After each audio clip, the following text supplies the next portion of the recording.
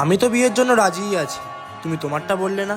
আমার কোনো প্রবলেম নেই, আমিও বিয়ের জন্য রাজি। তোমার যদি কোনো ডাউট থাকে তাহলে তুমি আমাকে জিজ্ঞেস করতে পারো। না না, আমার কোনো ডাউট নেই। তোমার কি সত্যিই কোনো প্রশ্ন করার নেই আমাকে? না, কেন? কারণ বিয়ের আগে একটা মেয়ে কত কিছুই না প্রশ্ন করে, তুমি কি কাজ করো, কত টাকা কামাও। না, আমার কোনো প্রশ্ন নেই।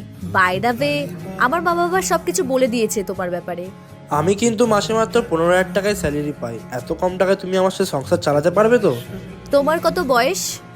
আমার বয়স 25 বছর। তুমি জানো আমার বাবা যখন তোমার বয়সে ছিল তখন আমার বাবা এত টাকাও ইনকাম করতো না, তাহলে আমি কি করে এক্সপেক্ট করি তুমি এর থেকে বেশি টাকা ইনকাম করবে? আর কোনো মিডল ক্লাস মানুষ হুট করে বড়লোক হয় না, তারও লাইফে দাঁড়াতে সময় লাগে। প্রত্যেকটা ছেলের জীবনে এরকমই একজন বোঝার মানুষের দরকার, তাহলে একটা ছেলেকে সাকসেস হতে কেউ আটকাতে পারবে না। তাহলে যাওয়া যাক। শুধু তুমি চাও যদি সাজাবো আবার নদী, শুধু তুমি চাও যদি সাজাবো আবার নদী।